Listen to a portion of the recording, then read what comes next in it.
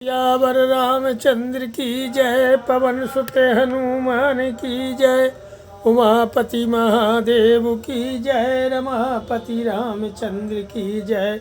अथ सुंदर कांड प्रथम सर्ग। सुंदरकांड के प्रथम सर्ग में हनुमान जी के द्वारा समुद्र का लंघन, मैनाक के द्वारा उनका स्वागत, सुरसा पर उनकी विजय तथा सिंहिका का वध करके उनका समुद्र के उस पार पहुंचकर लंका की शोभा देखने का वर्णन किया गया है कि ततो रावण नीताया सीताया शत्रुकर्षण ये के पदमन्वेष्टुम चारणा चरिते पथि। इसके बाद शत्रुओं का संहार करने वाले हनुमान जी ने रावण द्वारा हरी गई सीता के निवास स्थान का पता लगाने के लिए उस आकाश मार्ग से जाने का विचार किया जिस पर चारण देव जाति विशेष विचरा करते हैं। दुष्कर्म निष्प्रतिद्वंदम चिकीर्षन कर्म बहनरः समोदग्र श्रोगी वो गवम पतिवाशुबहु। कपिवर हनुमान जी ऐसा कर्म करना चाहते थे जो दूसरों के लिए दुष्कर था तथा उस कार्य में उन्हें किसी और की भी सहायता प्राप्त नहीं थी। उन्होंने मस्तक और ग्रीवा ऊंचा की, उस समय वे हृष्टपुष्ण के समान प्रतीत होने लगे। अथ वैदूर्यवर्णेषु साद्बलेषु महाबलो धीरा सलिलकल्पेषु विचचार यथा सुखम। फिर धीर स्वभाव वाले वे महाबली पवन कुमार वैदूर्य मणि अर्थात नीलम और समुद्र के जल की भांति हरी हरी घास पर सुखपूर्वक विचरने लगे। तुजान वित्रासयन धीमानुरसा पादपानहरन मृगांश सुबहुन निगनन प्रवृत्तियो केशरी नीलोहित मांजिष्ट पद्मवर्णैः शताशतैः स्वाव सिद्धैः विमलैः धातुभिः शमलंकृतम्। उस समय बुद्धिमान हनुमान जी पक्षियों को त्रास देते, वृक्षों को बक्षा स्थल के आघात से धराशायी करते तथा बहुत से मृगों को कुचलते हुए पराक्रम में बढ़े चढ़े सिंह के समान शोभा पा रहे थे।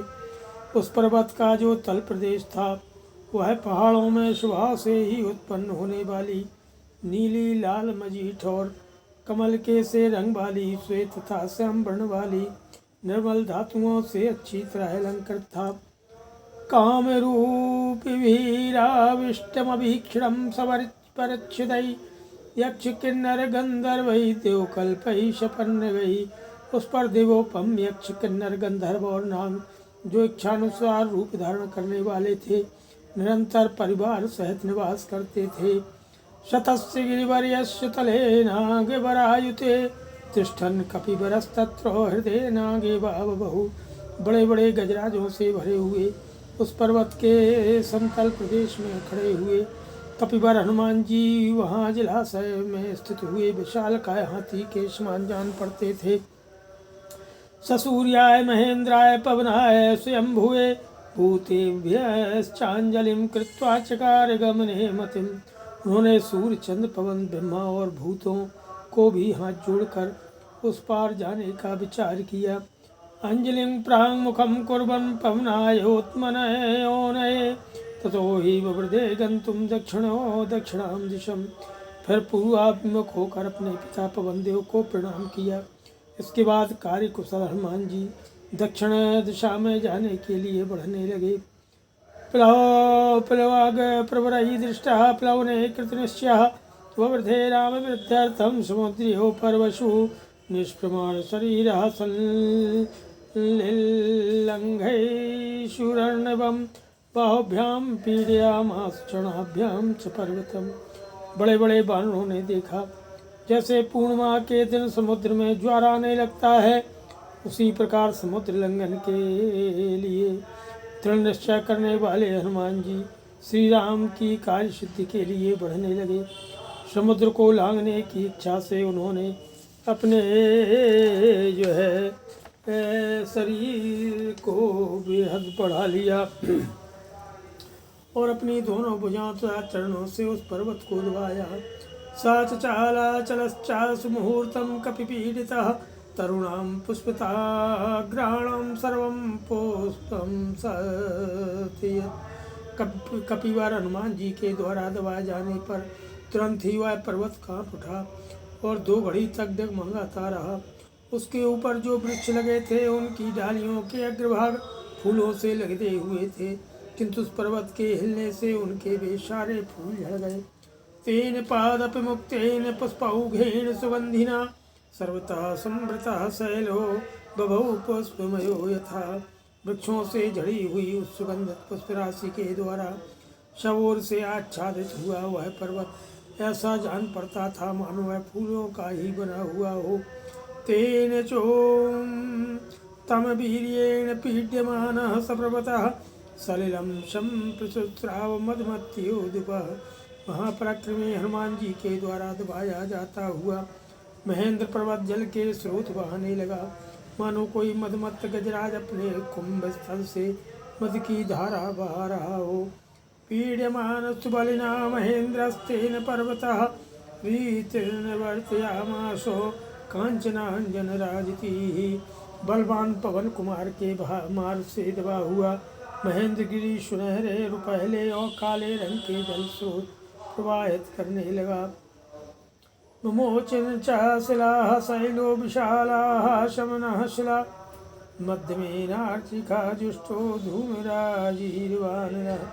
इतना ही नहीं, जैसे मध्यम ज्वाला से युक्त अग्नि लगातार धुआं छोड़ रही हो, उसी प्रकार वह पर्वत में सहित बड़ी बड़ी शिलाएं गिराने लगा। हरिणा पीड्यमानेन पीड्यमानानि सर्वतः गुहाभिष्टानि सत्त्वानि विने दुर्विकृतैः समान सत्व संवादः शैलपीडानिमित्तिजः पृथ्वीं पूरयामाशो दिशश्चोपवनानि च। हनुमान जी के उस पर्वत पीड़न से पीड़ित होकर वहाँ के समस्त जीव गुफा में घुस गए और बुरी तरह से चिल्लाने लगे। इस प्रकार पर्वत को दबाने के कारण उत्पन्न हुआ वह जीव जंतुओं का महान कोलाहल पृथ्वी, उपवन और संपूर्ण दिशाओं में भर गया। स्रोभी पृथुर्नागा व्यक्त स्वस्तिकलक्षणैः भवन्तः पावकं घोरं तदंसुरदर्शनैः शिला। जिनमें स्वस्तिक चिन्ह स्पष्ट दिखाई दे रहे थे, उन स्थूल फलों से विष की भयानक आग उगलते हुए बड़े बड़े सर्प उस पर्वत की शिलाओं को अपने दांतों से डसने लगे। तास्तदा सविषैर्दष्टा कुपितैश्चैर्महाशिला जज्जलुः पावको दीप्ता विविधुश्च सहस्रधा। क्रोध से भरे हुए उन विचले सांपों के काटने पर वे बड़ी बड़ी शिलाएं इस प्रकार जल उठी मानो उनमें आग लग गई हो। उस समय उन सब के सहस्त्रों टुकड़े हो गए। यानि तौषध जालानि तस्मिन् जातानि पर्वते विषग्नान्यपि नागानां न सेकुः शमितुं विषम्। उस पर्वत पर जो बहुत सी औषधियाँ उगी हुई थी, वे विष को नष्ट करने वाली होने पर भी उन नागों के विष को शांत न कर सकी। भिद्यतेऽयं गिरिर्भूतैरिति मत्वा तपस्विनः त्रस्ता विद्याधरास्तस्मादुत्पेतुः स्त्रीगणैषः। उस समय वहाँ रहने वाले तपस्वी और विद्याधरों ने समझा कि इस पर्वत को भूत लोग तोड़ रहे हैं। इससे भयभीत होकर वे अपनी स्त्रियों के साथ वहाँ से ऊपर उठकर अंतरिक्ष में चले गए। पान भूमिगता हित्वा हेमिमाश बभाजनम पात्राणि च महारहाणि करकांसिरन्मयान् लेह्यानुच्चावचान् भक्ष्यान् मांसानि विविधानि च आर्षभाणि च चर्माणि खंगांसि कनकत्सरून् कृतकण्ठगुणाक्षीवा लक्तमाल्यानुलेपनः रक्ताक्षा पुष्कराक्षाश्च गगनम प्रतिपेदिरे। मधुपान के स्थान में रखे हुए सुवर्णमय आशो पात्र, बहुमूल्य बर्तन, सोने के कलश, भांति भांति के भक्ष्य पदार्थ, चटनी, नाना प्रकार के फलों के गूदे, बैलों की खाल की बनी हुई ढालें और सुवर्ण जटित मूठ वाली तलवारें छोड़कर कंठ में माला धारण किए, लाल रंग के फूल और अनुलेपन लगाए प्रफुल्ल कमल के समान सुंदर एवं लाल नेत्र वाले बेमत वाले विद्याधरगण भयभीत से होकर आकाश में चले गए। हारनूपुर के यूर पारिहार्यधरा स्त्रियः विस्मिता सस्मिता तस्तुराकाशे रमणैषः उनकी स्त्रियां गले में हार, पैरों में नूपुर, भुजाओं में बाजू बंद, कलाइयों में कंगन धारण किए आकाश में अपने पतियों के साथ मंद मंद मुस्कुराती हुई चकित सी खड़ी हो गई कि दर्शयन्तो महाविद्यां विद्याधर महर्षिया सहितास्तुराकाशे वीक्षांश्चक्रुश्च पर्वतम। विद्याधर और महर्षि अपने महाविद्या का परिचय देते हुए अंतरिक्ष में एक साथ खड़े हो गए और उस पर्वत की ओर देखने लगे। शुश्रूवश्च तदा शब्दं ऋषीणां भावितात्मनां चारणानां च सिद्धानां स्थितानां विमलेम्बरे। उन्होंने उस समय निर्मल आकाश में खड़े हुए भावितात्मा महर्षियों, चारणों, सिद्धों की ये बातें सुनी के पर्वत संकाशो हनुमान मारुतात्मजः तति महावेगः समुद्रम वरुणालयम। आहा, ये पर्वत के समान विशालकाय महान वेगशाली पवन पुत्र हनुमान जी वरुणालय समुद्र को पार करना चाहते हैं। रामार्थम वानरार्थम चाचकीशन कर्म दुष्करम समुद्रस्परम पारम दुष्प्रापम प्राप्तुमिच्छति। श्री रामचंद्र जी और वानरों के कार्य की सिद्धि के लिए दुष्कर कर्म करने की इच्छा रखने वाले ये पवन कुमार समुद्र के दूसरे तट पर पहुंचना चाहते हैं, जहाँ जाना अत्यंत कठिन है। इति विद्याधरावाचः श्रुत्वा तेषां तपस्विनां तमप्रमेयं ददृशु पर्वते वानरर्षभम्। इस प्रकार विद्याधरों ने उन तपस्वी महात्माओं की कही हुई बातें सुन करके पर्वत के ऊपर अतुलित बलशाली वानर शिरोमणि हनुमान जी को देखा कि दुदुवे च सारोमाणि च कंपे चानलोपमः ननादि च महानादम सुमहान्योतो यतः। उस समय हनुमान जी अग्नि के समान जान पड़ते थे। उन्होंने अपने शरीर को लाया और रोने झाड़े तथा महान मेघ के समान बड़े जोर जोर से गर्जना की। आनुपूर्व्या च वृत्तं तल्लाङ्गुलं रोमविसृजितम् उत्पतिष्यन् विचिक्षेप पक्षिराजिवोर्गम् तस्य लाङ्गूलमाविद्धो मतिवेगस्य पृष्ठतः ददृशे गरुडेनेवोह्रियमाणो महोर्गः। हनुमान जी अब ऊपर को चलना ही चाहते थे। उन्होंने क्रमशः गोलाकार मुड़ी तथा रोमावलियों से भरी हुई अपनी पूंछ को उसी प्रकार आकाश में फेंका जैसे पक्षीराज गरुड़ सर्प को फेंकते हैं। अत्यंत वेगशाली हनुमान जी के पीछे आकाश में फैली हुई उनकी कुछ कुछ मुड़ी हुई पूंछ गरुड़ के द्वारा ले जाए जाते हुए महान सर्प के समान दिखाई देती थी। बाहु संस्तंभ्यामासो महापरिगसन्निभो आससाद कपिः कट्यं चरणों संचुकोच। उन्होंने अपनी विशाल परिग के समान भुजाओं को पर्वत पर जमाया, फिर ऊपर के सब अंगों को इस तरह सिकोड़ लिया कि वे कटी के सीमा में ही आ गए। साथ ही उन्होंने दोनों पैरों को भी समेट लिया।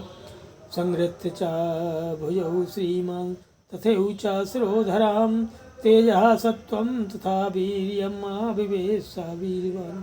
इसके बाद तेजस्वी और पराक्रमी हनुमान जी ने अपनी दोनों भुजाओं और गर्दन को भी सिकोड़ लिया। उस समय उनमें तेज बल पराक्रम सभी का आवेश हुआ।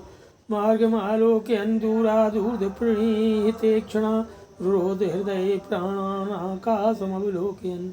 उन्होंने अपने लंबे मार्ग पर दृष्टि दौड़ाने के लिए नेत्रों को ऊपर उठाया और आकाश की ओर देखते हुए प्राणों को हृदय में रोका। पदभ्यां तृणमवस्थानं कृत्वा सा कपिकुञ्जरः निकुच्य कर्णौ हनुमानुत्पत्तिष्यन् महाबलः वानरान् वानरश्रेष्ठो इदं वचनमब्रवीत्। इस प्रकार ऊपर को छलांग मारने की तैयारी करते हुए कपिश्रेष्ठ महाबली हनुमान ने अपने पैरों को अच्छी तरह जमाया और कानों को सिकोड़ कर उन वानर शिरोमणि ने अन्य वानरों से इस प्रकार कहा कि यथा राघव निर्मुक्तः सरः श्वसन विक्रमः गच्छेत तद्वत् गमिष्यामि लंकां रावण पालिताम्। जैसे श्री रामचंद्र जी का छोड़ा हुआ बाण वायु वेग से चलता है, उसी प्रकार मैं रावण द्वारा पार लंकापुरी में जाऊंगा। नहीं दृक्षाम यदि ताम लंकायां जनकात्मजाम अनेनैव हि वेगेन गमिष्यामि सुरालयम् यदि वा त्रिदिवे सीतां न दृक्षामि कृतश्रमः बद्ध्वा राक्षसराजानां मानयिष्यामि रावणम्। यदि लंका में जगनंदिनी सीता को नहीं देखूंगा तो इसी वेग से मैं स्वर्गलोक में चला जाऊंगा। इस प्रकार परिश्रम करने पर यदि मुझे स्वर्ग में भी सीता का दर्शन नहीं होगा तो राक्षस राज रावण को बांध कर लाऊंगा।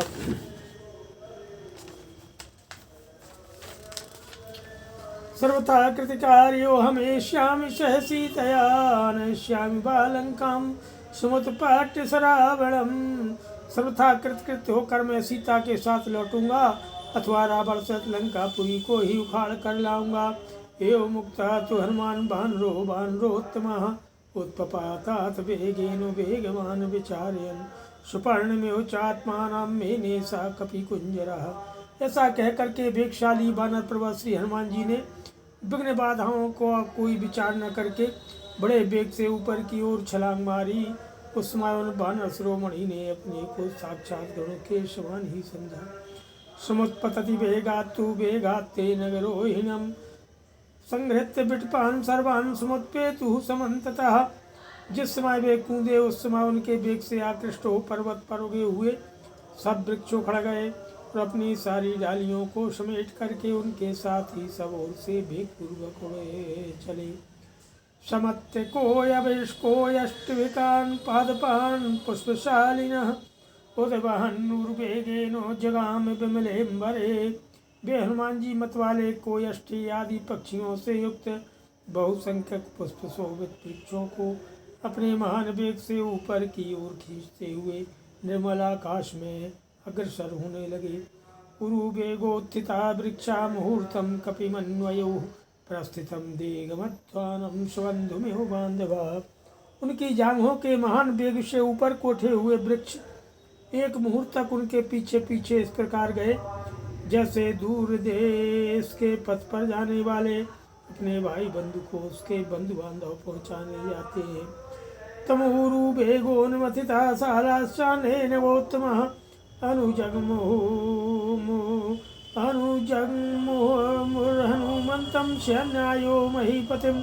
हनुमान जी की जांघों के वेग से खड़े हुए साल तथा दूसरे दूसरे श्रेष्ठ वृक्ष उनके पीछे पीछे उसी प्रकार चले जैसे राजा के पीछे उनके सैनिक चलते हैं। स्वपुष्पिताग्रही बहुवी पादपैरन्वितः कपिः हनुमान पर्वताकारो बभूवाद्भुतदर्शिनः। शार्वन्तो ते वृक्षा न्यमज्जन् लवणाम्बसी भयादेव महेन्द्रस्व पर्वतावरुणालये। जिनकी डालियों के अग्रभाग फूलों से शोभित थे उन बहुतेरे वृक्षों से संयुक्त हुए पर्वताकार हनुमान जी अद्भुत शोभा से संपन्न दिखाई दिए।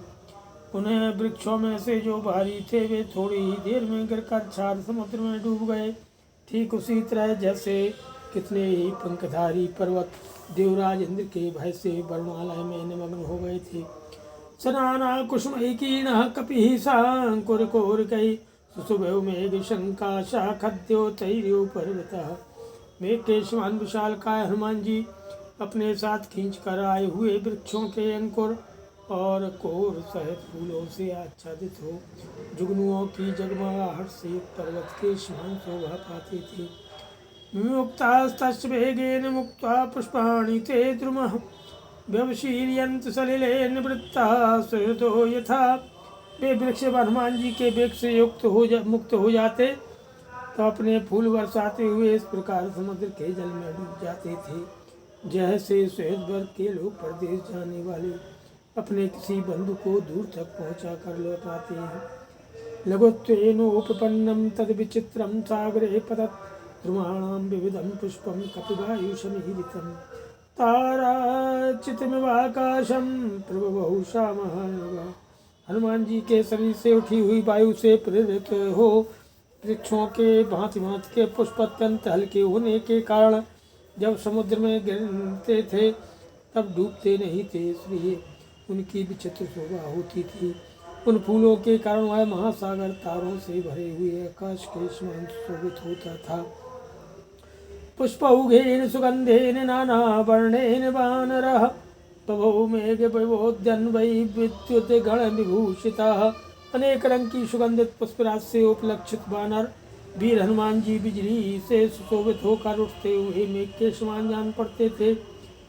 तस्य वेगसमुद्भूतैः पुष्पैस्तोयं दृश्यतो ताराभिरो रामाभिरुदिताभिरिवाम्बरम्। उनके वेग से झड़े हुए फूलों के कारण समुद्र का जल उगे हुए रमणीय तारों से खचित आकाश के समान दिखाई देता था। तस्यांबरगतौ बाहु ददृशाते प्रसारितौ पुरताग्राद्निष्क्रान्तौ पंचास्याविहुपन्नगौ पिबन्यो बभौ चापि सोर्मिजालं महार्णवं पिपासयो चाकाशं ददसे सा महाकपि। आकाश में फैलाई गई उनकी दोनों भुजाएं ऐसी दिखाई देती थीं मानो किसी पर्वत के शिखर से 5 फन वाले 2 सर्प निकले हुए हों। उसमें महाकपि हनुमान ऐसे प्रतीत होते थे मानो तरंगमालाओं सहित महासागर को पी रहे हों। वे ऐसे दिखाई देते थे मानो आकाश को भी पी जाना चाहते हों।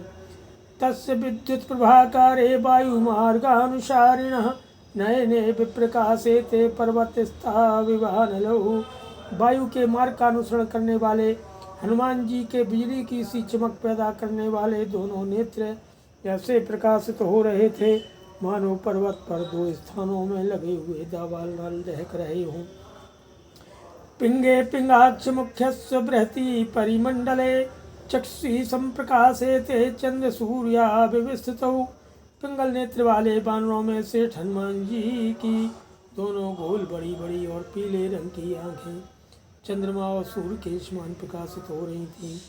मुखम नासिकया तस्य ताम्रया ताम्रवा बभौ संध्या समवेशपृष्ठम यथा स्यात् सूर्यमंडलम। लाल लाल नासिका के कारण उनका सारा मह लाली लिए हुए था अतः वह संध्या काल से संयुक्त सूर्यमंडल के समान शोभित होता था। लांगूलम च समाविद्धम प्लवमानस्य शोभिते अम्बरे वायुपुत्रस्य चक्रध्वजिभूषितम्। आकाश में तैरते हुए पवन पुत्र हनुमान जी की उठी हुई टेढ़ी पूंछ इंद्र की ऊंची ध्वजा के समान जान पड़ती थी। लांगूल चक्रो हनुमान शुक्ल दंष्टो नीलात्मजः व्यरोचत महाप्राज्ञः परिवेशी भास्करो। महाबुद्धिमान पवन पुत्र हनुमान जी की दाढ़ें सफ़ेद थीं और पूंछ गोलाकार मुड़ी हुई थी इसलिए वे परिधि से घिरे हुए सूर्यमंडल के समान जान पड़ते थे। देशे नातिताम्रेण राजसा महाकपि महतादारितेरेवो गिरिगैर्गिधातुन। उनकी कमर के नीचे का भाग बहुत लाल था इससे वे महाकपि हनुमान फटे हुए गेरू से युक्त विशाल पर्वत के समान शोभा पाते थे। तस्य वानर सिंहस्य प्लवमानस्य सागरम कक्षांतर्गतो वायुर्जीमूतियो गर्जति। ऊपर ऊपर से समुद्र को पार करते हुए वानर सिंह हनुमान की आकांक्ष से होकर निकली हुई वायु बादल के समान गरजती थी। खेयथा नृपत्युल्का उत्तरांताद् विनिसृता दृश्यते शानुबंधा चा तथा सा कपिकुंजरो पतत पतंग संकासो व्यायतः सुसुवे कपिः प्रवृत्तियो महातंगः कक्ष्या बध्यमानया। जैसे ऊपर की दिशा से प्रकट हुई पुच्छयुक्त स्कूल का आकाश में जाती देखी जाती है उसी प्रकार अपनी पूंछ के कारण कपश्रेष्ठ हनुमान जी भी दिखाई देते थे। चलते हुए सूर्य के समान विशालकाय हनुमान जी अपनी पूंछ के कारण ऐसी शोभा पा रहे थे मानो कोई बड़ा गजराज अपनी कमर में बंधी हुई रस्सी से शोभित हो रहा हो। ओपरिष्टात् शरीरेण उच्छायया चावगाढ़या सागरे मारुताभिष्टा नौरिवा शीतला कपिः। हनुमान जी का शरीर समुद्र से ऊपर ऊपर चल रहा था और उनकी परछाई जल में डूबी हुई सी दिखाई देती थी। इसका शरीर और परछाई दोनों से उपलक्षित हुए वे कपिवर हनुमान समुद्र में के जल में पड़ी हुई उस नौका के समान प्रतीत होते थे जिसका ऊपरी भाग वायु से परिपूर्ण हो और निम्न भाग समुद्र के जल से लगा हुआ हो। यम यम देशम समुद्रस्य जगामशा महाकपि सतो तस्यांग वेगेन शोन्वादियो लक्ष्यते।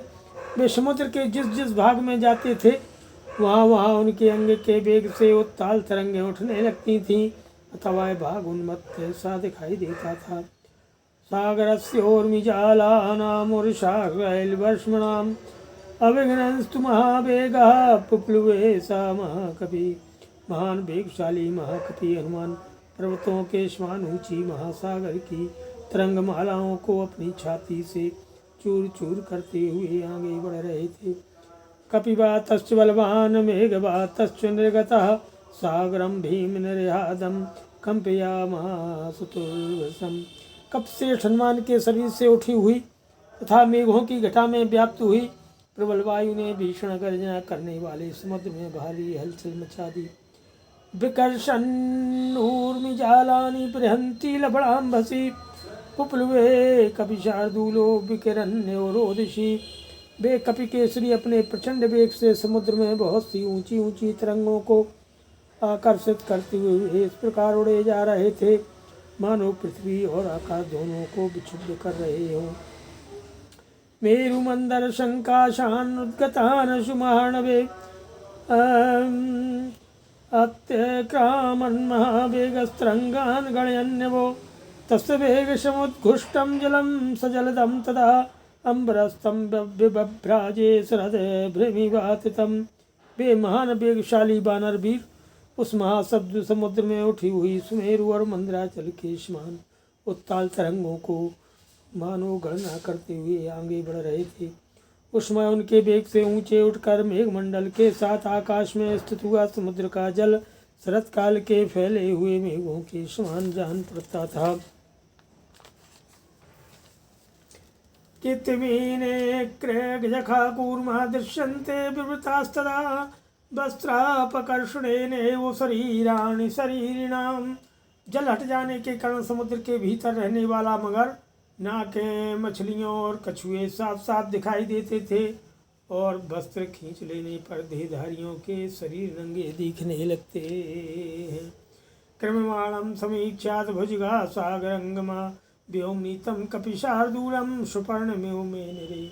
समुद्र में विचरने वाले सर्प आकाश में जाते हुए कपिश्रेष्ठ हनुमान जी को देखकर उन्हें गरुड़ के ही समान समझने लगे। 10 योजन विस्तीर्णा 63 योजन मायता छाया बानर सिंहस्व जभेमचारुतरा भवतो। कप केसरी हनुमान जी की 10 योजन चौड़ी और 30 योजन लंबी छाया वेग के कारण अत्यंत रमणीय जान पड़ती थी। श्वेता ब्रगन राजीव वायु पुत्रानुगामिनी तस्सा छाया पतिता लवणाम्भसी। खारे पानी के समुद्र में पड़ी हुई पवन पुत्र हनुमान का अनुसरण करने वाली उनकी वह छाया श्वेत बादलों की पत्ती के समान शोभा पाती थी।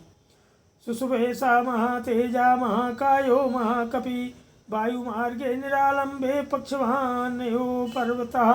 वे परम तेजस्वी महाकाय महाकपि हनुमान आलम्बनहीन आकाश में पंखधारी पर्वत के समान जान पड़ते थे।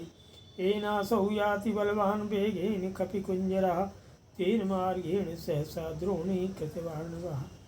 वे बलवान कपिश्रेष्ठ जिस मार्ग से वेग पूर्वक निकल जाते थे उस मार्ग से संयुक्त समुद्र सहसा कठोते या कड़ाही के समान हो जाता था। आपाते पक्षी संघानाम पक्षीराज हो वृजन हनुमान वेग जालानी पिकर्षण मारुतो यथा पांडुरारुण वर्णानि नीलमंजिष्ठकानि च कपिनाकृष्यमाणानि महाभ्राणि चकासरे। पक्षी समूहों के उड़ने के मार्ग में पक्षीराज गरुड़ की भांति जाते हुए हनुमान वायु के समान मेघमालाओं को अपनी ओर खींच लेते थे। हनुमान जी के द्वारा खींचे जाते हुए वे श्वेत अरुण नील और मजीठ के से रंग वाले बड़े बड़े मेघ वहाँ बड़ी शोभा पाते थे। प्रविशन्न प्रजालानि निष्पतंच पुनः पुनः प्रच्छन्न प्रकाशश्च चंद्रमायो दृश्यते। वे बारंबार बादलों के समूह में घुस जाते और बाहर निकल आते थे। इस तरह छिपते और प्रकाशित होते हुए चंद्रमा के समान दृष्टिगोचर होते थे। प्लवमानं तु तं दृष्ट्वा प्लवगं त्वरितं तदा बभ्रखुस्तत्र पुष्पाणि देव गंधर्वचारणा। उष्माती गति से आगे बढ़ते हुए वानर वीर हनुमान जी को देखकर देवता गंधर्व और चारण उनके ऊपर फूलों की वर्षा करने लगे। तथापनहितं सूर्यः प्लवन्तं वानरेश्वरं सिघेवे च तदा वायु राम कार्यार्थ सिद्धये। वे श्री रामचंद्र जी का कार्य सिद्ध करने के लिए जा रहे थे तथा उस समय वेग से जाते हुए वानरराज हनुमान को सूर्य देव ने ताप नहीं पहुँचाया और वायुदेव ने भी उनकी सेवा की। ऋष्यस्तुष्टुश्चैनं प्लवमानं विहायशा जगुश्च देव गंधर्वा प्रशंसन्तो वनो कुशम। आकाश मार्ग से यात्रा करते हुए वानर वीर हनुमान की ऋषि मुनि स्तुति करने लगे तथा देवता गंधर्व उनकी प्रशंसा के गीत गाने लगे। पिनागाश्च तुष्टुर्यक्षा रक्षांसि विविधानि च पेचु सर्वे कपिवरम सहसा विगत क्लेशम। उन कपिश्रेष्ठ को बिना थकावट के सहसा आगे बढ़ते देख नाग यक्ष और नाना प्रकार के राक्षस सभी उनकी स्तुति करने लगे। तस्मन् प्लवग शार्दूले प्लवमाने हनुमति इक्ष्वाकुकुलमानार्थी चिंतयामास सागरः। जिस समय कपिकेसरी हनुमान जी उछल कर समुद्र पार कर रहे थे उस समय इक्ष्वाकुकुल का सम्मान करने की इच्छा से समुद्र ने विचार किया। सहायं वानरेन्द्रस्य यदि नाहं हनुमतः करिष्यामि भविष्यामि सर्वयाच्यो विवक्षिताम्। अहम इक्ष्वाकुनाथेन सगरेण विवर्गिताः इक्ष्वाकुसचिवस्त्राचायं तन्नार्यत्यवसादितं तुम। यदि मैं वानरराज हनुमान की सहायता नहीं करूँगा तो बोलने की इच्छा वाले सभी लोगों की दृष्टि में सर्वथा निंदनीय हो जाऊँगा। मुझे इक्ष्वाकुकुल के महाराज सगर ने बढ़ाया था। इस समय हनुमान जी भी इक्ष्वाकुवंशी भी रघुनाथ जी की सहायता कर रहे हैं, अतः इन्हें इस यात्रा में किसी प्रकार का कष्ट नहीं होना चाहिए।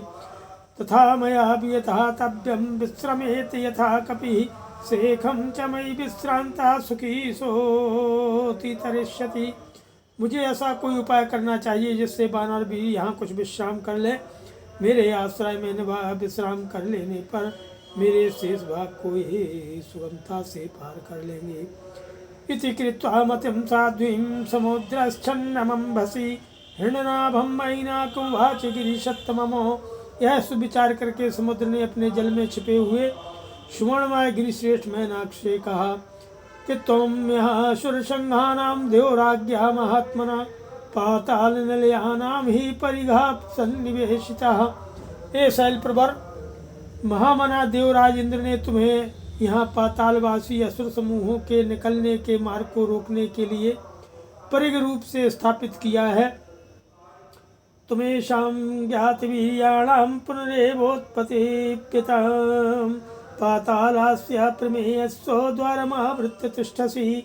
इन असुरों का पराक्रम सर्वत्र प्रसिद्ध है। वे फिर पाताल से ऊपर को आना चाहते हैं तथा उन्हें रोकने के लिए तुम अप्रमेय पाताल लोक के द्वार को बंद करके खड़े हो। तिर्यगूर्धमध्यश्चैव शक्तिस्ते शैलवर्धितुं तस्मात् संचोदयामि त्वमुत्तिष्ठ गिरिशत्तमो। अरे शैल, ऊपर नीचे और अगल बगल में सब ओर बढ़ने की तुम में शक्ति है। हे गिरिश्रेष्ठ, इसीलिए मैं तुम्हें आज्ञा देता हूँ कि तुम ऊपर की ओर उठो। स एक कपिशार्दूलस्त्वामुपर्येति वीरवान् हनुमान राम कार्यार्थी भीम कर्मा क्षमा पुलुतः। देखो, ये पराक्रमी कपिकेसरी हनुमान तुम्हारे ऊपर होकर जा रहे हैं। ये बड़ा भयंकर कर्म करने वाले हैं। इस समय श्री राम का कार्य सिद्ध करने के लिए इन्होंने आकाश में छलांग मारी है। अश्वसाह्यम मया कार्यम इक्ष्वाकुकुलवर्तिनः मम इक्ष्वाकुवः पूज्यः परम पूज्यतमस्तव कुरुषा चव्यमस्माकं ननः कार्यमतिक्रमेत् कर्तव्यं कृतं कार्यं सतां मन्युमुदीरयेत्। ये इक्ष्वाकुवंशी राम के सेवक हैं, अतः मुझे इनकी सहायता करनी चाहिए। इक्ष्वाकुवंश के लोग मेरे पूजनीय हैं और तुम्हारे लिए तो वे परम पूजनीय हैं। अतः तुम हमारी सहायता करो जिससे हमारे कर्तव्य कर्म का, हनुमान जी के सत्कार रूपी कार्य का अवसर बीत न जाए। यदि कर्तव्य का पालन नहीं किया जाए तो वह सत्पुरुषों के क्रोध को जगा देता है। सलिलादूर्ध्वमुत्तिष्ठत्वेक कपिस्त्वयि अस्माकमतिथिश्चैव पूज्यश्च प्लवताम्बरः। इसलिए तुम पानी के ऊपर उठो, जिससे ये छलांग मारने वालों में श्रेष्ठ कप्पर हनुमान तुम्हारे ऊपर कुछ काल तक ठहरें, विश्राम करें। वो भी हमारे पूजनीय अतिथि भी है। स्वामी कर्महानाभो देव गंधर्व सेवितो हनुमान स्वयं विश्रांत ततः शेखम गमिष्यति। देवताओं और गंधर्वों द्वारा सेवित तथा सुवर्णमय विशाल शिखर वाले मैनाक तुम्हारे ऊपर विश्राम करने के बाद हनुमान जी शेष मार्ग को सुखपूर्वक तय कर लेंगे। काकुतस्थस्यानुशंसस्यं च मैथिल्याशिवाशिनं श्रमं च प्लवगेन्द्रस्य समीक्ष्योत्थातुमर्हसि। ककुत्सवंशी श्री रामचंद्र जी की दयालुता, मिथिलेश कुमारी सीता का प्रदेश में रहने के लिए विवश होना तथा वानरराज हनुमान का परिश्रम देख करके तुम्हें अवश्य ऊपर उठना चाहिए। हृणगर्भो मैनाको शम्लवणाम्बशा उत्पपात जलात्पूतूर्णम महाद्रुमलतावृता। ये सुनकर के बड़े बड़े वृक्षों लताओं से आवृत सुमणमय मैनाक पर्वत तुरंत ही 4 समुद्र के जल से ऊपर को उठ गया। ससागर जलम भित्वा बभूवात्युच्छ्रितस्तदा यथा जलधरम भित्वा दीप्तिरश्मि दिवाकर। जैसे उद्दीप्त किरणों वाले दिवाकर मेघों के आवरण को भेद कर उदित होते हैं, उसी प्रकार उस समय महासागर के जल का भेदन करके वह पर्वत बहुत ऊंचा उठ गया।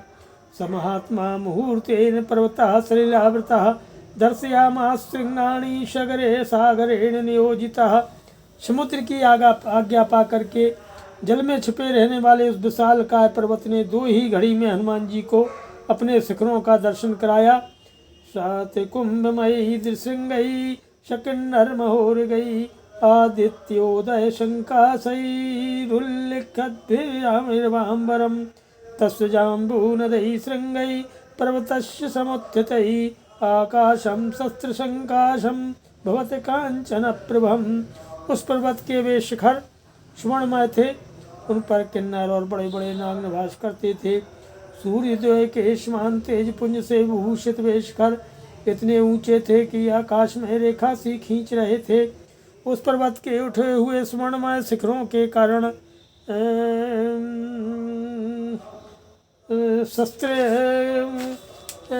के समान नीलवर्ण वाला आकाश सुनहरी प्रभा से उद्भासित होने लगा। जात रूपमयी श्रृंगई विराजमानई महाप्रभई आदित्य सतशंका साहसो भवत गिरि सत्तमः। उन परम कांतिमान और तेजस्वी सुवर्णमय शिखरों से वह गिरिश्रेष्ठ मैनाक सैकड़ों सूर्यों के समान दीप्यमान हो रहा था।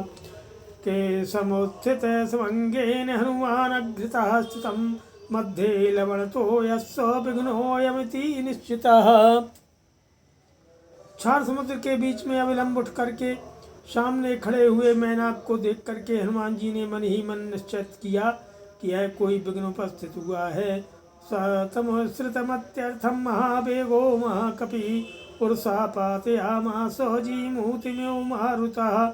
अतः वायु जैसे बादलों को छिन्न भिन्न कर देती है, उसी प्रकार महान वेगशाली महाकपि हनुमान ने बहुत ऊंचे उठे हुए मैनाक पर्वत के उस उच्चतर शिखर को अपनी छाती के धक्के से नीचे गिरा दिया। सतता सादितस्तेन कपिना पर्वतोत्तमः बुद्ध्वा तस्य हरेर्वेगं जहर्षं चाननादिचा। इस प्रकार कपि पर हनुमान जी के द्वारा नीचा देखने पर उनके उस महान वेग का अनुभव करके पर्वत श्रेष्ठ मैनाक बड़ा प्रसन्न हुआ और गर्जना करने लगा। तमाकाशगतं वीरमाकाशे समुपस्थिता प्रीतो हृष्टमना वाक्यमब्रवीत पर्वतः कपिं मानुषं धारयन् रूपम् आत्मनः शिखरे स्थितः। तब आकाश में स्थित हुए उस पर्वत ने आकाशगत वीर वानर हनुमान जी से प्रसन्न चित्त होकर के कहा। वह मनुष्य रूप धारण करके अपने ही शिखर पर स्थित हो इस प्रकार बोला कि दुष्कर्म कृतवान कर्म त्वमिदं वानरोत्तमो नेपथ्यमं श्रृंगेषु सुखम विश्रम्य गम्यताम।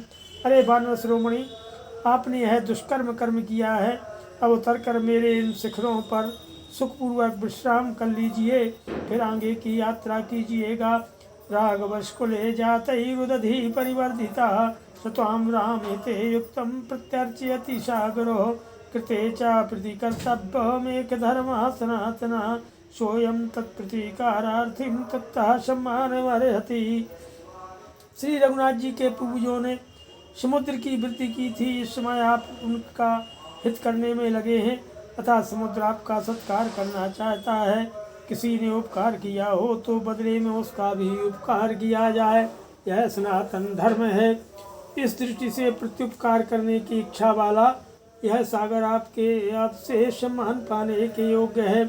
त्वं निमित्तमनेनाहं बहुमानात् प्रचोदितः योजनानां शतं चापि कपिरेखिकमाप्लुतः तव त्वां सुनिश्रान्तः सेखं प्रक्रमतामिति। आपके सत्कार के लिए समुद्र ने बड़े आदर से मुझे नियुक्त किया है और कहा है, इन कप्पर हनुमान ने 100 योजन दूर जाने के लिए आकाश में छलांग मारी है। अतः कुछ देर तक तुम्हारे शिखरों पर ये विश्राम कर ले, फिर शेष भाग का लंघन करेंगे। तिष्ठ त्वं हरिशार्दूलो मयि विश्रम गम्यतां तदिदं गन्धवत् स्वादु कन्दमूलफलं बहु तदा स्वाद हरिश्रेष्ठो विश्रांतोऽथ गमिष्यसि। अतः कपिश्रेष्ठ आप कुछ देर तक मेरे ऊपर विश्राम कर लीजिए, फिर जाइएगा। इस स्थान पर ये बहुत से सुगंधित और सुस्वादु कंदमूल तथा फल हैं। वानर श्रोमणी इनका स्वादन करके थोड़ी देर तक सुस्ता लीजिए, इसके बाद आगे की यात्रा कीजिएगा। अस्माकमपि संबंधः कपि मुख्य तुयास्ति वै प्रख्यातस्त्रिषु लोकेषु महागुण परिग्रह। हे कपिवर, आपके साथ हमारा भी कुछ संबंध है। आप महान गुणों का संग्रह करने वाले और तीनों लोकों में विख्यात हैं। वेगवन्तः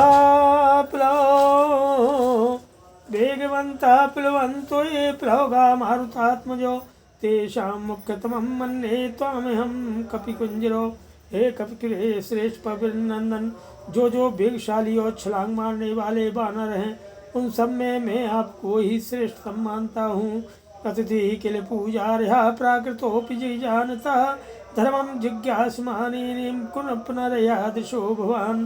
धर्म की जिज्ञासा रखने वाले विज्ञ पुरुष के लिए एक साधारण अतिथि भी निश्चय ही पूजा के योग्य माना गया है।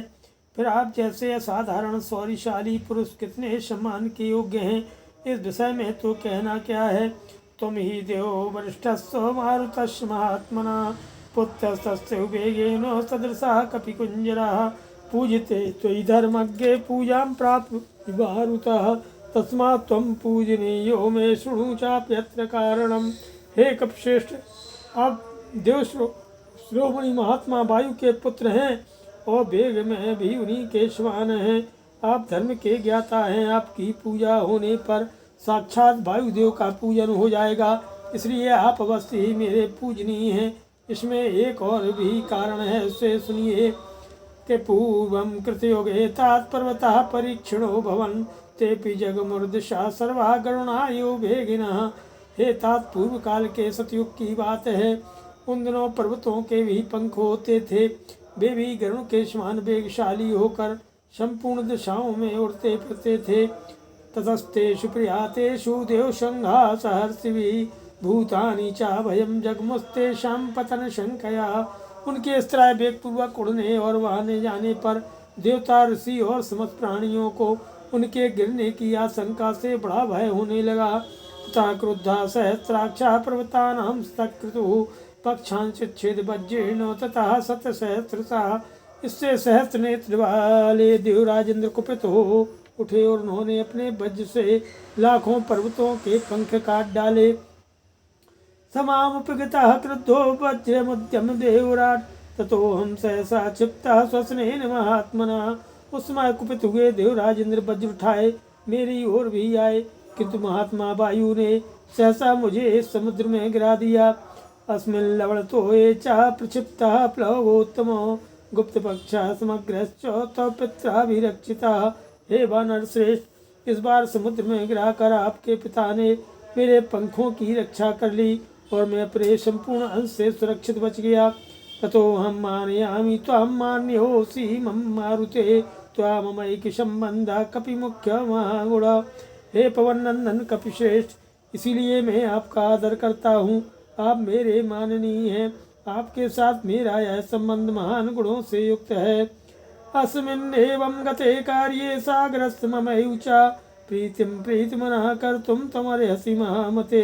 श्रमं मोक्षाय भूजां च गृहाणे हरिषत्तमो प्रीतिं च मम मान्यस्व प्रीतोऽस्मि तव दर्शनात्। हे महामते, इस प्रकार चिरकाल के बाद जो यह प्रत्युपकार कार्य है प्राप्त हुआ है। इसमें आप प्रसन्न चित्त होकर मेरी और समुद्र की भी प्रीति का संपादन करें।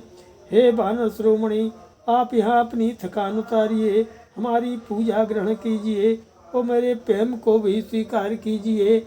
मैं आप जैसे मानवीय पुरुष के दर्शन से बहुत प्रसन्न हुआ हूँ।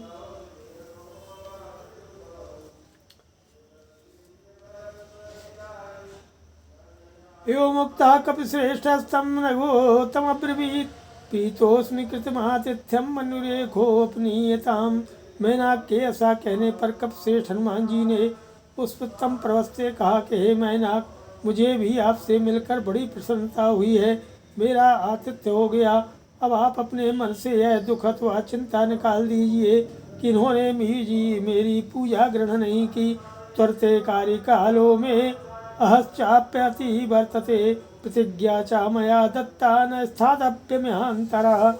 मेरे कार्य का समय मुझे बहुत जल्दी करने के लिए प्रेरित कर रहा है। यह दिन भी बीता जा रहा है। मैंने वानरों के समीप यह प्रतिज्ञा कर ली है कि मैं यहाँ बीच में कहीं नहीं ठहर सकता। इत्युक्ता पाणिना शैलमालभ्य हरिपुंगवो जगामाकाशमा विश्ववीरवान प्रहसन्यवो। ऐसा कह करके महाबली वानर शिरोमणि हनुमान ने हंसते हुए से वहाँ मैनाक का अपने हाथ से स्पर्श किया और आकाश में ऊपर उठकर चलने लगे। सा पर्वत समुद्राभ्याम बहुमानादिवेक्षिता पूजितश्चोपन्नाभिराशिभिरभिनंदिता। उस समय पर्वत और समुद्र दोनों ने ही बड़े आदर से उनकी ओर देखा, उनका सत्कार किया और यथोचित आशीर्वादों से उनका अभिनंदन किया। अयो अथोर्ध्वं दूरमागत्वा हित्वा शैलमार्णवो पितुः पंथानमासाद्य जगाम विमलेम्बरे।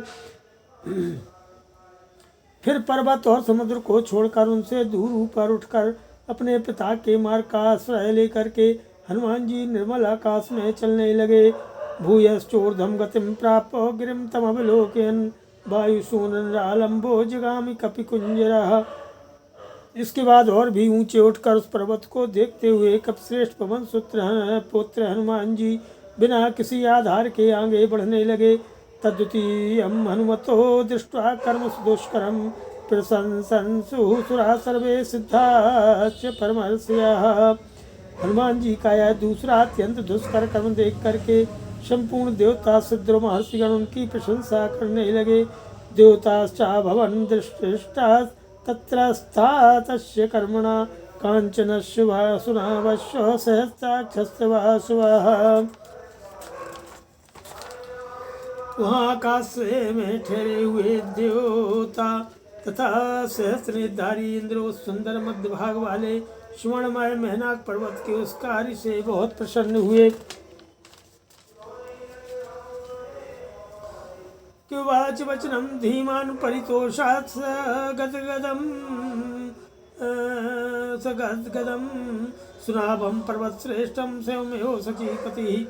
उस समय स्वयं बुद्धिमान सचीपति इंद्र ने अत्यंत संतुष्ट होकर पर्वत श्रेष्ठ सुनाम मैनाक से गदगद वाणी में कहा, किरण्यनाभ शैलेन्द्रो परितुष्टोऽस्मि ते वृषम अभयम ते प्रियच्छामि गच्छ सौम्य यथा सुखम। स्वर्णमय शैलराज मैनाक, मैं तुम पर बहुत प्रसन्न हूँ। सौम्य तुम्हें अभय दान देता हूँ। तुम सुखपूर्वक जहाँ चाहो जाओ। साह्यम कृतम ते सुमहत् विश्रांतस्य हनुमतः कृमतो योजन शतम निर्भयस्य भये सति। 100 योजन समुद्र को लांघते समय जिनके मन में कोई भय नहीं रहा है, फिर भी जिनके लिए हमारे हृदय में भय था कि पता नहीं इनका क्या होगा, उन्हीं हनुमान जी को विश्राम का अवसर देकर तुमने उनकी बहुत बड़ी सहायता की है। रामस्यै केतायै वो याति दाशरथे कपिः सत्क्रियां कुर्वता सत्या तोषितोऽस्मि दृढ़ं त्वया। हे वानर श्रेष्ठ हनुमान, दशरथ नंदन श्री राम की सहायता के लिए ही जा रहे हैं। तुमने यथाशक्ति इनका सत्कार करके मुझे पूर्ण संतोष प्रदान किया है। शतत प्रहर्ष मलभद विपुलम पर्वतोत्तमः देवतानां पतिं दृष्ट्वा परितुष्टं सतकृतुं। देवताओं के स्वामी शतक्रतु इंद्र को संतुष्ट देखकर पर्वतों में श्रेष्ठ मैनाक को बड़ा हर्ष प्राप्त हुआ। सवै दत्तवरः शैलो बभूवावस्थितस्तदा हनुमांश्च मुहूर्तेनो बतिश्चक्राम सागरम ततो देवास गंधर्वा शुद्धाश्च परमहर्षया अब्रुवन् सूर्यशङ्काशां शुरसां नागमातरम् अयं वातात्मजः श्रीमान् प्लवते सागरोपरि हनुमान नाम तस्य त्वं मुहूर्तं विघ्नमाचरो। तो इस प्रकार से जो है इंद्र का दिया हुआ भार पाकर मैनाक उस समय जल में स्थित हो गया और हनुमान जी समुद्र के उस प्रदेश को उसी मुहूर्त में लांग गए। तब देवता गंधर्व सिद्ध महर्षियों ने शूर तुल्य तेजस्विनी नाग माता सुरसा से कहा कि पवन नंदन श्रीमान हनुमान जी समुद्र के ऊपर होकर जा रहे हैं, तुम 2 घड़ी के लिए इनके मार्ग में विघ्न डाल दो। राक्षसम रूपमास्थाय सुघोरम पर्वतोपमं दृष्टकरालं पिंगाक्षम वक्त्रम कृत्वा नवास्पृशम। तुम पर्वत के समान अत्यंत भयंकर राक्षसी का रूप धारण करो, उसमें विकराल दाढ़ है, पीले नेत्र, आकाश के स्पर्श करने वाला विकट मुंह बनाओ। बलमिच्छामहे ज्ञातुं भूयश्चास्य पराक्रमं त्वां विजयेष्यत्युपायेनो विखादं भागमिष्यति। हम लोग पुनः हनुमान जी के बल और पराक्रम की परीक्षा लेना चाहते हैं, या तो किसी उपाय से ये तुम्हें जीत लेंगे अथवा विषाद में पड़ जाएंगे। एवं मुक्ता तुषा देवी देवतैरभिषत्कृता समुद्र मध्ये सुरसा बिभ्रति राक्षसं वपुः विकृतं च विरूपं च सर्वस्य च भयावहं प्लवमानं हनुमन्ताम् आवृत्तेदमुवाचः। देवताओं के सत्कार पूर्वक इस प्रकार कहने पर देवी सुरसा ने समुद्र के बीच में राक्षसी का रूप धारण किया। उसका यह रूप बड़ा ही विकट, बेडौल और सबके लिए भयावना था। वह समुद्र के पार जाते हुए हनुमान जी को घेर कर उनसे इस प्रकार बोली, मम भक्ष्य प्रदिष्टस्त्वमीश्वरैः वानरर्षभो अहम त्वां भक्षयिष्यामि प्रविषेदं ममाननम। हे कपश्रेष्ठ, देवेश्वरों ने तुम्हें मेरा भक्ष्य बताकर तुझ मुझे अर्पित कर दिया है, अतः मैं तुम्हें खाऊंगी, तुम मेरे इस मुँह में चले जाओ। बरेक पुरा दत्तो मम धात्रेति सत्वरा व्यादाय वक्त्रम विपुलम स्थिता सा मारुते पुरा। पूर्व काल में ब्रह्मा जी ने मुझे यह वर दिया था। ऐसा कहकर वह तुरंत ही अपना विशाल मुँह फैलाकर हनुमान जी के सामने खड़ी हो गई। यो मुक्ता सुरसया प्रहष्टवदनो ब्रवीत रामो दाशरथिर्नामो प्रविष्टो दंडकावनम लक्ष्मणेन सह भ्रात्रा वैदेह्या चापि भार्यया अन्यकार्य विषक्तस्य बद्धवैरस्य राक्षसैः तस्सीता हृता भार्या रावणेन यशस्विनी। सुरसा के ऐसा कहने पर जो है हनुमान जी ने प्रसन्नमुख होकर के कहा, हे देवी, दशरथ नंदन श्री रामचंद्र जी अपने भाई लक्ष्मण और धर्मपत्नी सीता के साथ दंडकारण्य में आए थे। वहाँ पर हित साधन में लगे हुए श्री राम का राक्षसों के साथ बैर बंध गया। अतः रावण ने उनकी यशस्विनी भार्या सीता को हर लिया। तस्या सकाशं दूतो हम गमिष्ये राम शासनात् कर्तुमर्हसि रामस्य साहाय्यं विषयवासिनी। मैं श्री राम की आज्ञा से उनका दूत बनकर सीता जी के पास जा रहा हूँ। तुम भी श्री राम के राज्य में निवास करती हो, अतः तुम्हें उनकी सहायता करनी चाहिए। अथवा मैथिलीं दृष्ट्वा रामं च क्लिष्टकारणम् आगमिष्यामि ते वक्त्रं सत्यं प्रतिशृणोमि ते। अथवा यदि तुम मुझे खाना ही चाहती हो तो मैं सीता जी का दर्शन करके अनायास ही महान कर्म करने वाले श्री रामचंद्र जी से जब मिल लूँगा तब तुम्हारे मुख में आ जाऊँगा। यह तुमसे सच्ची प्रतिज्ञा करके कहता हूँ। एवं मुक्ता हनुमता सुरसा काम रूपिणी अब्रवीन्नाति वर्तेन माम कश्चिदेक बरो मम। हनुमान जी के ऐसा कहने पर इच्छानुसार रूप धारण करने वाली सुरसा बोली, मुझे यह वर मिला है कि कोई भी मुझे लांग कर आगे नहीं जा सकता। तम प्रयांतम समुद्वीक्षो सुरसा वाक्यमब्रवीत बलम जिज्ञासमाना सा नागमाता हनुमता।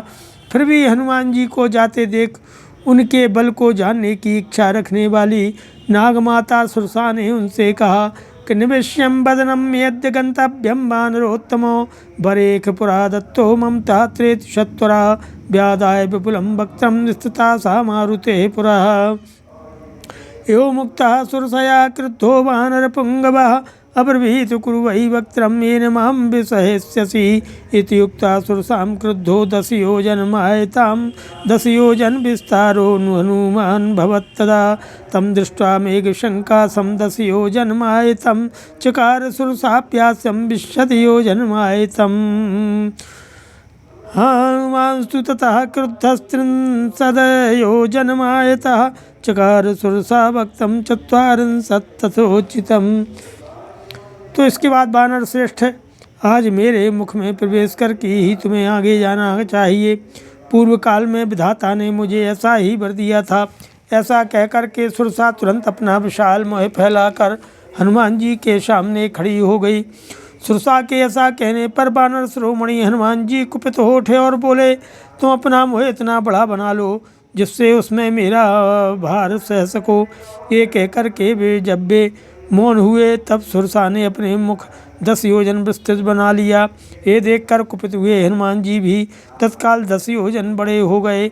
उन्होंने वेग के समान 10 योजन विस्तृत शरीर से युक्त हुआ देख सुरसा ने भी अपने मुख को 20 योजन बड़ा बना लिया। तब हनुमान जी ने क्रुद्ध होकर अपने शरीर को 30 योजन अधिक बढ़ा दिया। फिर तो सुरसा ने भी अपने मुँह को 40 योजन ऊंचा कर लिया। बभू हनुमान वीरा 50 योजनोत्थितः चकार सुरसा वक्त्रम 60 योजनमुत्थितम्। यह देख वीर हनुमान 50 योजन ऊंचे हो गए।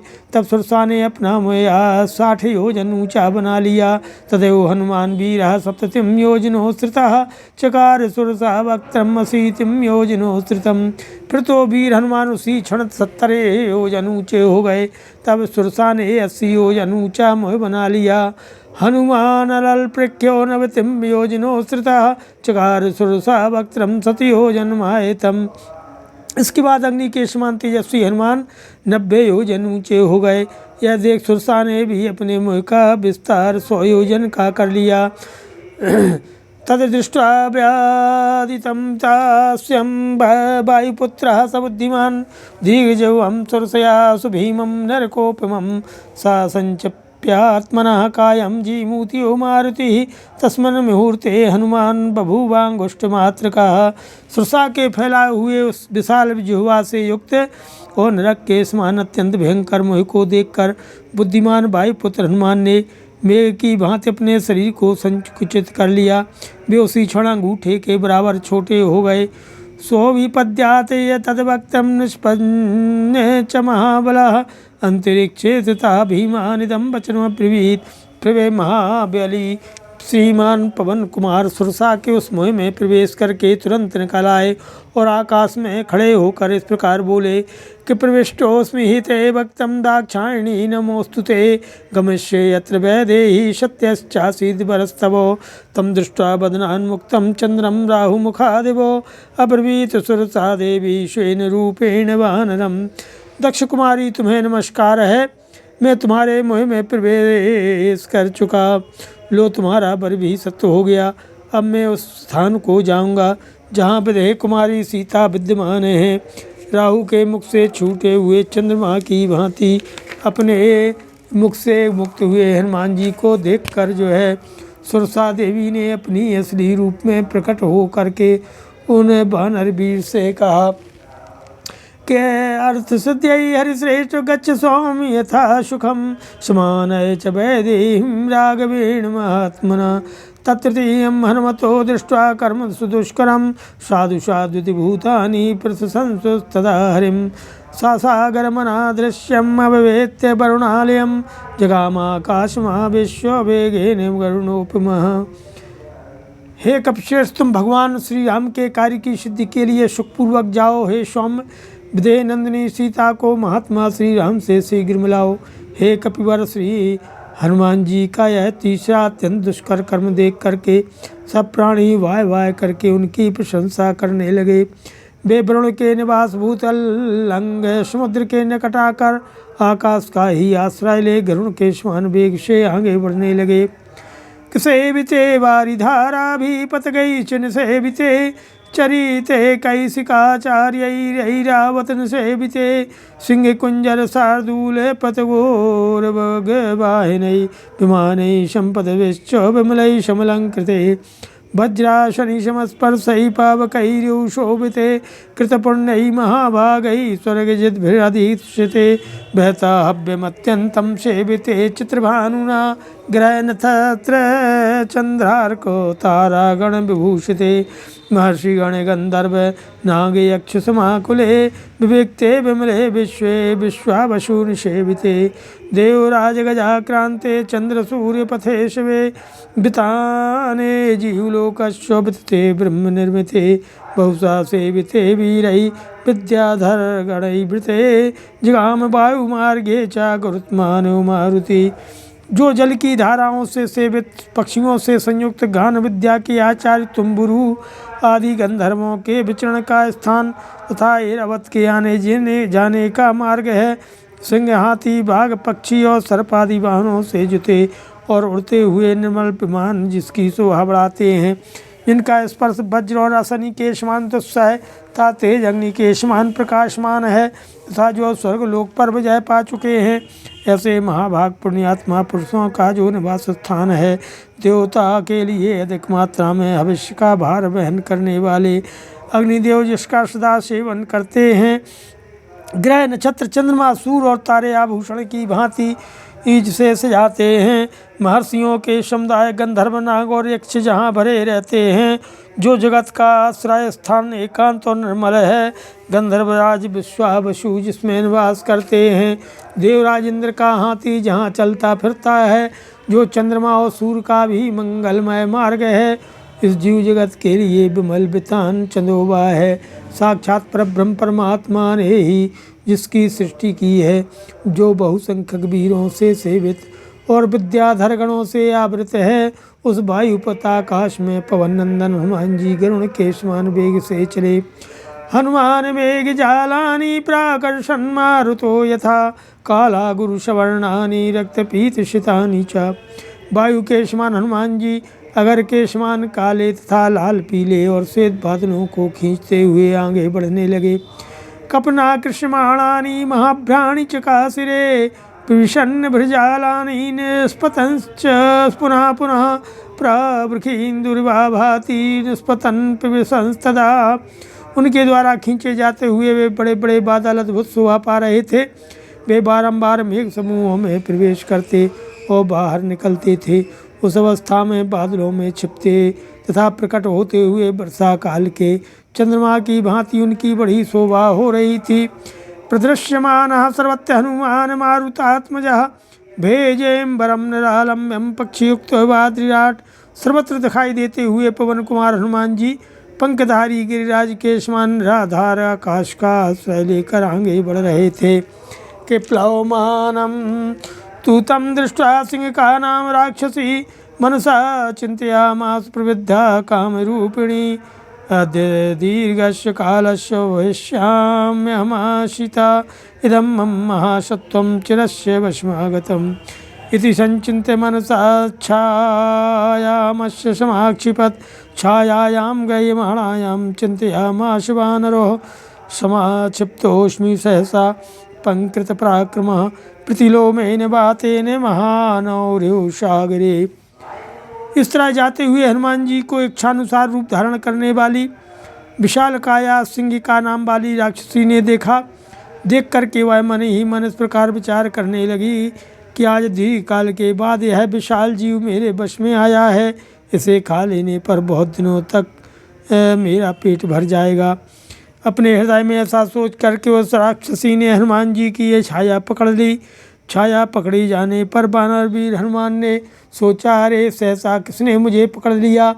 इस पकड़ के सामने मेरा पराक्रम पंगु हो गया है। जैसे प्रतिकूल हवा चलने पर समुद्र में जहाज की गति अवरुद्ध हो जाती है, वैसी ही दशा आज मेरी भी हो गई है। जगूर्धमदश्चैव क्षीक्षमाणस्तदा कपिः ददर्शा महासत्वमुत्थितं लवणाम्बशी। वही सोचते हुए कप्पर हनुमान ने उस समय अगल बगल में ऊपर नीचे दृष्टि डाली। इतने ही में उन्हें समुद्र के जल से ऊपर उठा हुआ एक विशालकाय प्राणी दिखाई दिया। तदृष्ट्वा चिंत्यामास मारुतिर्विकृताननां कपिराज्ञा यथा क्या तम सत्त्वमदवद अद्भुत दर्शनम छायाग्राही महावीर्यम तददम नात्र संशया। उस विकराल मुख वाली राक्षसी को देखकर पवन कुमार हनुमान जी सोचने लगे कि वानरी सुग्रीव ने जिस महापराक्रमी छायाग्राही अद्भुत जीव की चर्चा की थी वह निस्संदेह यही है। श्रुतां बुद्ध्वार्थ तत्त्वेन सिंहिकां मतिमान कपिः विवर्धत महाकायः प्रावृखियुः बलाहिका। तब बुद्धिमान कब्बर हनुमान जी ने यह निश्चय करके कि वास्तव में यही सिंहिका है, वर्षा काल के मेघ की भांति अपने शरीर को बढ़ाना आरंभ किया और इस प्रकार वे विशाल काय हो गए। तत्सा काय मुद्वीक्ष वर्धमानं महाकपे वक्त्रं प्रसारयामासो पातालाम्बर सन्निभं घनराजीव गर्जन्ती वानरं समविद्रवतो। उन महाकपि के शरीर को बढ़ते देख सिंहिका ने अपना मुँह पाताल और आकाश के मध्य भाग के समान फैला लिया और मेघों की घटा के समान गर्जना करती हुई उन वानर वीरों की ओर दौड़ी।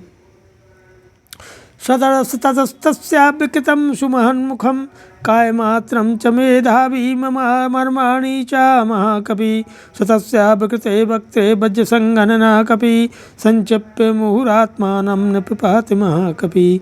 हनुमान जी ने उसका अत्यंत विकराल और बढ़ा हुआ मुँह देखा। उन्हें अपने शरीर के बराबर ही उसका मुँह दिखाई दिया। उस समय बुद्धिमान महाकपि हनुमान ने सिंहिका के मर्मस्थानों को अपना लक्ष्य बनाया और उसके बाद वज्रोपम शरीर वाले महाकपि पवन कुमार अपने शरीर को संकुचित करके उसके विकराल मुख में आ गिरे। आसे तस्यान्वज्जन्तं दशसु सिद्धचारणा ग्रस्यमानं यथा चंद्रम पूर्णम पर्वणि राहुणा। उष्मा सिद्धों चारणों ने हनुमान जी को सिंहिका के मुख में उसी प्रकार निमग्न होते देखा जैसे पूर्णिमा की रात में पूर्ण चंद्रमा राहु के ग्रास बन गए हों। ततस्तस्या नखैस्तीक्ष्णैः मर्माण्युत्थे कृत्य वानरः उत्पपातात वेगेनो मनः संपात विक्रमो। मुख में प्रवेश करके उन वानर वीर ने अपने तीखे नखों से उन राक्षसी के मर्म स्थान को विदीर्ण कर डाला। इसके बाद वे मन के समान गति से उछलकर वेग पूर्वक बाहर निकल आए। ताम तु दृष्ट्वा च धृत्या च दाक्षिण्ये निपात्यशः कपिप्रवीरो वेगेन बवृधे पुनरात्मवान। देव के अनुग्रह स्वाभाविक धैर्य तथा कौशल से उस राक्षसी को मारकर वे मनुष्य वानर वीर पुनः वेग से बढ़कर बड़े हो गए। हृतहृता हनुमता पपात विधुराम वशी स्वयंभू एव हनुमान सृष्टस्तस्या निपातने। हनुमान जी ने प्राणों के आश्रयभूत उसके हृदय स्थल को ही नष्ट कर दिया, अतः वह प्राणशीन होकर समुद्र के जल में गिर पड़ी। विधाता ने ही उसे मार गिराने के लिए हनुमान जी को निमित्त बनाया था। तामतां वानरेणाशु पतितां वीक्ष्य सिंहिकां भूत्यान्याकाशचारिणी चाराणी तमूचु प्लवगोत्तमो। उन वानर वीर के द्वारा शीघ्र ही मारी जाकर सिंहिका जल में गिर पड़ी। यह देख आकाश में विचरने वाले प्राणी उन कपिश्रेष्ठ से बोले कि भीम मध्य कृतं कर्म महत्सत्वं त्वया हतं साधयार्थमभिप्रेतमरिष्टं प्लवतांबरो। हे कपिवर, तुमने बड़ा ही भयंकर कर्म किया है जो इस विशाल का प्राणी को मार गिराया है। अब तुम बिना किसी विघ्न बाधा के अपना अभीष्ट कार्य सिद्ध करो। यस्त्वेतानि विजत्वानि वानरेन्द्रियथा तवो धृतिर्दृष्टिमतिर्दाक्ष्यं सकर्मसु न सीदति। शतैः सम्पूजिता पूज्यः प्रतिपन्नी प्रयोजनैः जगामाकाशमाविश्वोपन्यगाशन वत्कपि। हे वानरेंद्र, जिस पुरुष में तुम्हारे समान धैर्य, सूझ, बुद्धि और कुशलता ये चार गुण होते हैं उसे अपने कार्य में कभी असफलता नहीं होती। इस प्रकार अपना प्रयोजन सिद्ध हो जाने से उन आकाशचारी प्राणियों ने हनुमान जी का बड़ा सत्कार किया। इसके बाद वे आकाश में चढ़कर गरुड़ के समान वेग से चलने लगे। के प्राप्त भूयिष्ठ पारस्तु कर सर्वथा परिलोक्यनो योजनानां सतस्यांते वनराजिं ददर्श साह। 100 योजन के अंत में प्रायः समुद्र के पार पहुँच करके जब उन्होंने सब ओर दृष्टि डाली तब उन्हें एक हरी भरी वन श्रेणी दिखाई दी। तथा पतन्नेव विविधे द्रुमभूषितं दीपम शाखा मृगश्रेष्ठो मलयोपवनानि च। आकाश में उड़ते हुए ही शाखा मृगों में श्रेष्ठ हनुमान जी ने भांति भांति के वृक्षों से शोभित लंका नामक द्वीप देखा। उत्तर तट की भांति समुद्र के दक्षिण तट पर भी मलय नामक पर्वत उसका वन दिखाई दिया। सागरम सागरानूपान सागरानूपजान द्रुमान सागरश्च पत्नीनां मुखान्यपि विलोक्यतो। समुद्र सागर तटवर्ती जलप्राय देश तथा वहाँ से उगे हुए वृक्ष एवं सागर पत्नी सरताओं के महानों को भी उन्होंने देखा। सा महामेघ शंकासम समीक्षात्मानमात्मवान निरुन्धन्तवाकाशं चकार मतिमान मतिम। मन को वश में रखने वाले बुद्धिमान हनुमान जी ने अपने शरीर को महान मेघों की घटा के समान विशाल तथा आकाश को अवरुद्ध करता सा देख मन ही मन इस प्रकार विचार किया कि काय वृद्धिं प्रवेगं च मम दृष्टेउ राक्षसा मयि कौतूहलं कुर्युरिति मेने महापति मति। अरे मेरे शरीर की विशालता था मेरा यह तीव्र वेग देखते ही राष्ट्रों के मन में मेरी प्रति बड़ा कौतूहल होगा। वे मेरा भेद जानने के लिए उत्सुक हो जाएंगे। परम बुद्धिमान हनुमान जी के मन में यह धारणा पक्की हो गई। तथा शरीरम संक्षिप्य तन्महीधर सन्निभम पुनः प्रकृति मापे देवीत मोहे वात्मवान तद्रूपमति संक्षिप्य हनुमान प्रकृतौ स्थितः त्रीन क्रमानो विक्रम बलवीर हरो हरि। मनस्वी हनुमान अपने पर्वताकार शरीर को संकुचित करके पुनः अपने वास्तविक स्वरूप में स्थित हो गए। ठीक उसी तरह जैसे मन को वश में रखने वाला मोह रहित पुरुष अपने मूल स्वरूप में प्रतिष्ठित होता है। जैसे बलि के पराक्रम संबंधी अभिमान को हर लेने वाले श्री हरि ने विराट रूप से 3 पग चलकर 3 लोकों को नाप लेने के बाद अपने उस स्वरूप को समेट लिया था, उसी प्रकार हनुमान जी समुद्र को लांघ जाने के बाद अपने उस विशाल रूप को संकुचित करके अपने वास्तविक स्वरूप में स्थित हो गए। सुचारु नाना विधिरूपधारी परम समासाद समुद्र तीरम परैर्शक्यम प्रतिपन्न रूपः समीक्षितात्मा संवेक्षितार्था। हनुमान जी बड़े ही सुंदर और नाना प्रकार के रूप धारण कर लेते थे। उन्होंने समुद्र के दूसरे तट पर जहाँ दूसरों का पहुँचना असंभव था पहुंचकर अपने विशाल शरीर की ओर दृष्टिपात किया। फिर अपने कर्तव्य का विचार करके छोटा सा रूप धारण कर लिया। ततः सलम्बस्य गिरे समृद्धे विचित्रकूटे निपपातकूटे सकेतकोद्बदाल कनारी केले महाभ्रकूट प्रतिमो महात्मा। ततस्तु सम्प्राप्य समुद्रतीरं समीक्ष्य लंकां गिरिवर्यमूर्ध्नि कपिस्तु तस्मन्निपपात पर्वते विधूय रूपं व्यथयन्मृगद्विजान् ससागरं दानवपन्नगायुतं बलेन विक्रमहोर्मिमालिनं निपत्य तीरे च महोदधेस्तदा ददर्श लंकाम् अमरावतीमिवो। महान मेघ समूह के समान शरीर वाले महात्मा हनुमान जी क्योड़े लसोड़े और नारियल के वृक्षों से विभूषित लंब पर्वत के विचित्र लघु शिखरों वाले महान समृद्धशाली श्रृंग पर कूद पड़े और उसके बाद समुद्र के तट पर पहुंचकर और वहां से उन्होंने एक श्रेष्ठ पर्वत के शिखर पर बसी हुई लंका को देखा। देखकर अपने पहले रूप को तिरोहित करके वे वानर वीर वहाँ के पशु पक्षियों को व्यथित करते हुए उसी पर्वत पर उतर पड़े। इस प्रकार दानवों और सर्पों से भरे हुए तथा बड़ी बड़ी उत्ताल तरंगमालाओं से अलंकृत महासागर को बलपूर्वक लांघ करके वे उसके तट पर उतर गए और अमरावती के समान शोभित लंकापुरी की शोभा देखने लगे। श्रीमद् रामायणे वाल्मीकि आदि काव्ये सुंदरकांडे प्रथम सर्गः।